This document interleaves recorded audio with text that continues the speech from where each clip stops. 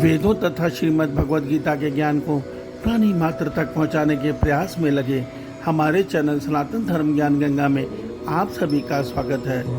मेरे प्यारे कृष्ण भक्तों, आप सभी को जय श्री कृष्णा। मेरे प्यारे कृष्ण भक्तों, सनातन धर्म ज्ञान गंगा चैनल के आज की वीडियो में हम लोग श्रीमद् भगवद गीता के अध्याय 14 के संपूर्ण सार को सरल भाषा में सुनने और समझने का प्रयास करेंगे। मेरे प्यारे कृष्ण भक्तों, श्रीमद् भगवद गीता के अध्याय 14 के आरंभ में भगवान श्री कृष्ण जी अर्जुन को कहते हैं, हे अर्जुन, क्योंकि तू मुझे अति प्रिय है, इसलिए मैं तुझे ये आज ही वो ज्ञान बताने जा रहा हूँ जिसको सुनकर समझकर अपने जीवन में धारण करके मनुष्य जन्म मरण चक्र से छूट जाता है और मुझ परमात्मा को प्राप्त कर लेता है। मेरे प्यारे कृष्ण भक्तों, उसमें सर्वप्रथम भगवान ये कहते हैं, जो साधक मेरे इस ज्ञान को सुनकर समझकर मनन करके अपने जीवन में धारण करता है, वो महासर्ग में दोबारा जन्म नहीं लेता और महाप्रलय में भी व्याकुल नहीं होता। भगवान के कहने का तात्पर्य है कि ऐसा मनुष्य जब भगवान के इस सत्य ज्ञान को जानकर अपने जीवन में धारण कर लेता है तो उसके प्रकृति से संबंध छूट जाता है और वो आत्म रूप से अपने परमात्मा से मिलन कर लेता है। आगे भगवान श्री कृष्ण जी अर्जुन को यह सत्य बताते हैं कि हे अर्जुन, मेरी ये प्रकृति संपूर्ण भूतों को, संपूर्ण सृष्टि के कारक देवताओं को रचने वाली है और उन सब के अंदर चेतन तत्व बीज देने वाला परमात्मा मैं ही हूँ। अर्थात भगवान कहते हैं कि मेरी मूल प्रकृति सबको, मेरी शक्ति, ब्रह्म रूपी शक्ति को धारण करके सबको रचती है और उसके अंदर जो चेतनता के बीज आता है वो मेरी ब्रह्म रूपी शक्ति के द्वारा ही आता है। तो भगवान ये कहते हैं, इस प्रकार जड़ चेतन के सहयोग से मेरा ये संपूर्ण संसार बनता बिगड़ता रहता है, ये प्रकृति बनती बिगड़ती रहती है और ये सृष्टि चक्र सदैव चलता रहता है। भगवान कहते हैं, मेरी ये प्रकृति 3 गुणों में वास करती है। अर्थात प्रकृति के 3 गुण हैं जो जीवात्मा को बांधते हैं, उसको शरीर के अंदर बांधते हैं। भगवान का कहने का तात्पर्य यह है कि मनुष्य अपने आप को जब शरीर मान लेता है तो वो इन 3 गुणों के बंधन से बंध जाता है, क्योंकि ये शरीर प्रकृति ने रचा है और जो इसके अंदर चेतन तत्व आत्मा है वो अलग है। वो भगवान ने कहा वो उनका अंश है और जब वो उनका अंश जिस शरीर में आता है और जीव अज्ञानवश इस शरीर को अपना मान लेता है तो वो जीवात्मा कहलाता है। अर्थात उसका आत्मा से संबंध, आत्मा होते हुए भी वो जीवात्मा कहलाता है और वो शरीर को अपना समझने के कारण इन 3 गुणों में बंध जाता है।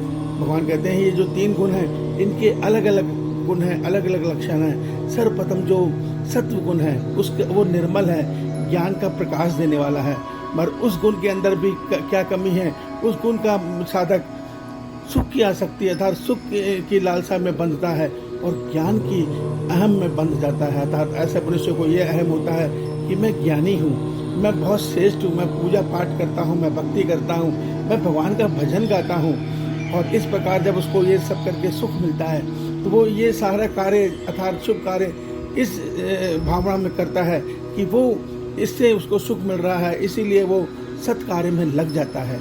भगवान कहते हैं इस प्रकार ये सत्गुण भी बांधने वाला है। दूसरा गुण भगवान रजस गुण कहते हैं, ये मनुष्य के मन में लोभ, स्वार्थ और तृष्णा बढ़ाने वाला है। जब ये गुण मनुष्य के मन में प्रबल हो जाता है तो मनुष्य के विषय भोगों को भोगने की लालसा बढ़ती चली जाती है और वो लालसा कभी खत्म नहीं होती। वो लालसा इतनी ज़्यादा बढ़ जाती है कि जब मनुष्य को सब कुछ होते हुए भी और पाने की चाह होती है तो ऐसे में वो गलत कार्य अर्थात अधर्म कर्म करते हुए पाप एकत्र करता है और उस अधर्म और पाप के कारण मनुष्य तमस गुण में गिर जाता है। तमस गुण का कार्य है अंधकार, प्रमाद, आलस्य, निंद्रा, क्रोध, घृणा, द्वेष, हिंसक, काम वासना, ये प्रवृत्ति मनुष्य के अंदर बढ़ने लग जाती है और मनुष्य अज्ञानी बन जाता है। भगवान कहते हैं कि जब मनुष्य के अंदर तमस गुण हावी होता है तो ऐसा मनुष्य प्रमादी हो जाता है। अर्थात वो ऐसे कर्म करता है जो शास्त्र विरुद्ध है, वो प्राणी मात्र से घृणा करता है, वो केवल अपना सुख देखता है और अपने सुख की लालसा में सब पर जुल्म करता है।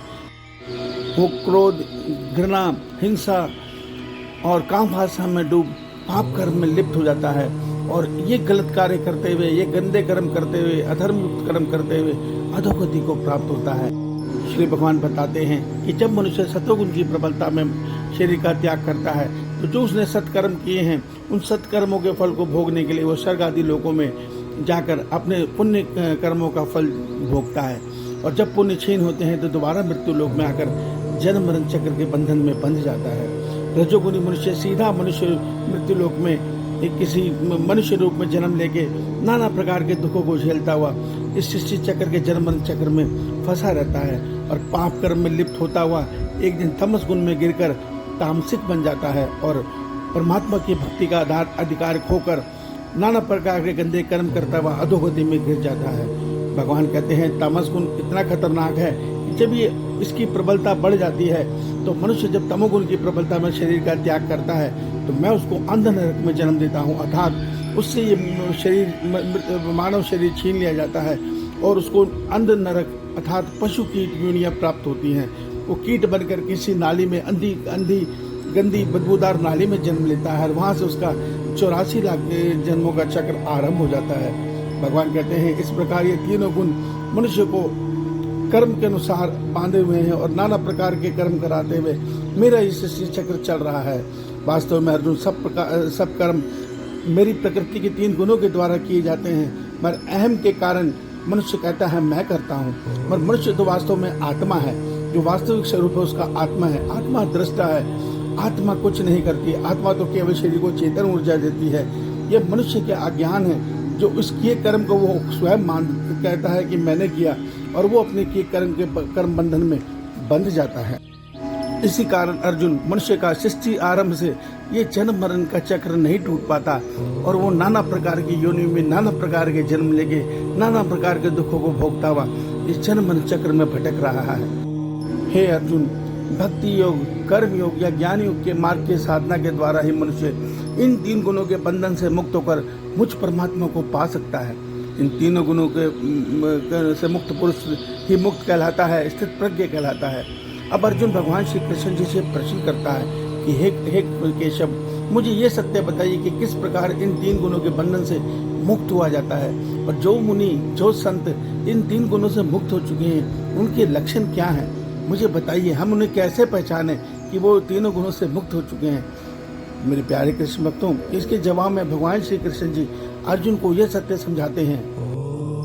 हे अर्जुन, जो संत जो साधक 3 गुणों से मुक्त है वो उदासीन है। वो संसार के प्रति उदासीन इसलिए है कि वो ये सत्य देख रहा है कि वो शरीर नहीं, वो आत्मा है और ये जो सुख दुख और लाभ हानि जितना संसार की क्रियाएं हो रही हैं ये सब प्रकृति के द्वारा उसके शरीर में हो रही हैं, अर्थात वह अपने आप को शरीर से अलग मानता है। इसका नतीजा, इसका अनुभव ये होता है कि वो शरीर में आने वाले सुख दुख से विचलित नहीं होता, ना ही वो सुख में अधिक प्रसन्न हो जाता है, ना ही वो दुख में शोकग्रस्त होता है।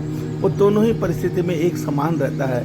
उसकी नज़र में संसार का ब्राह्मण, चंडाल, शूद्र, गाय, कुत्ता, बिल्ली, कीड़ा, बुरे से बुरा मनुष्य सब एक दृष्टि में उसको देखता है, क्योंकि अब वो ये सत्य देख रहा है कि ये जो शरीर है ये माया के द्वारा रचित है, अर्थात प्रकृति के द्वारा रचित है। जो आत्मा को, जो जीव आत्मा को उसके प्रारब्ध अनुसार, उसके कर्म के फल के अनुसार मिली है और वो कर्म फल के अनुसार अपने भोगों को भोग रहा है, मगर जो उसके अंदर सत्य तत्व है, जो चेतन तत्व है, वो तो आत्मा ही है और वो आत्मा रूप में सबको देखता हुआ सबके प्रति संभाव हो जाता है।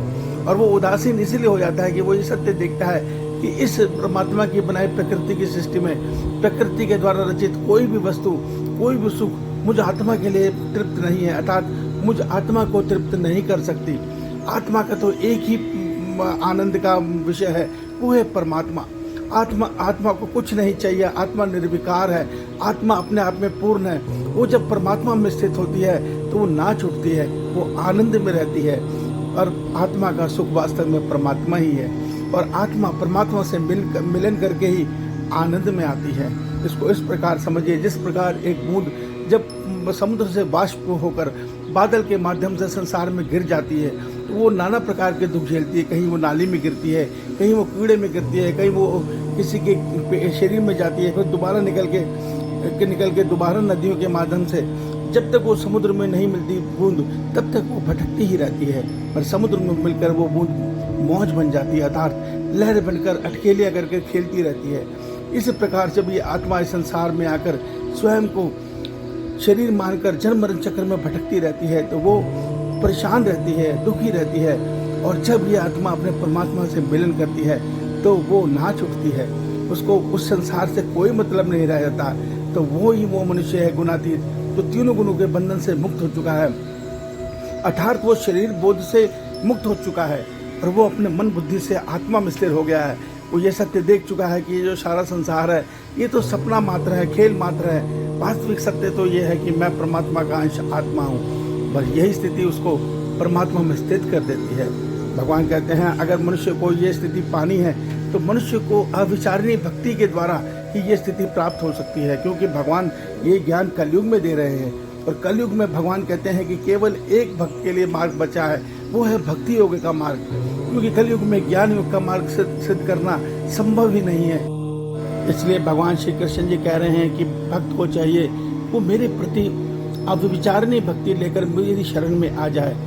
अविचारणीय भक्ति का अर्थ यह होता है कि मन में एक कृष्ण के अतिरिक्त कोई ना रहे और उस सबके अंदर कृष्ण भाव रखता हुआ, अर्थात ये सत्य देखिए सबके हृदय में मेरी कृष्ण ही आत्मा रूप में वास कर रहे हैं और मेरे कर्म के द्वारा किसी को दुख ना पहुंचे, किस प्रकार मैं सबको सुख पहुंचाऊं, इस प्रकार के कर्तव्य कर्म करता हुआ जो भक्त परमात्मा में अर्थात कृष्ण में स्थित हो जाता है, सदैव कृष्ण का स्मरण करता है, अपने कृष्ण को सदैव प्यार करता है, हर वस्तु उनको भोग लगाकर ग्रहण करता है और वो केवल उनसे उनका प्रेम पाने की चाह रखता है। वो कहता है प्रभु मुझे आपसे कुछ नहीं चाहिए, केवल आप अपना मुझे प्रेम दे दो। ऐसे भक्त कर भगवान कृपा करके उसको तीनों गुणों से मुक्त करते हैं। और जब भक्त तीनों गुणों से मुक्त होकर आत्मा में आता है तो आत्मा ज्ञान स्वरूप है, वो सच्चे ज्ञान को प्राप्त करता है और उस ज्ञान के द्वारा वो संसार से के बंधन से मुक्त हो जाता है और वो अपने परमात्मा में स्थित होता है। भगवान हमें आगे के अध्याय में, पिछले अध्याय में ये भी बता चुके हैं कि जो प्रेम में भक्ति करता है वो मोक्ष का अधिकारी नहीं होता, वो तो परमात्मा के दिव्य लोकों का अधिकारी होता है जहाँ परमात्मा की प्रेम लीला चलती है। ऐसा भक्त उस दिव्य लोकों में जाके परमात्मा की प्रेम लीला में का भागी बन जाता है। ज्ञानी तो सीधा परमात्मा में लीन हो जाता है, पर भक्त भगवान के प्रेम लीला का अन्य लोकों में जाकर प्रेम भक्ति का रसपान करता है।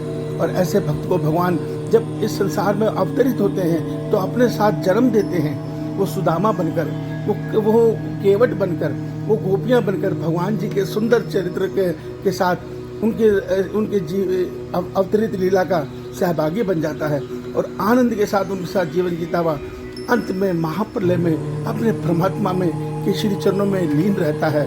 ये भक्त की स्थिति भगवान बताते हैं और उसको पाने का उपाय भगवान ने बता दिया कि हमें केवल निष्काम भाव से अपने कृष्ण की शरण में हो जाना है, वो ही हमारा बेड़ा पार करेंगे।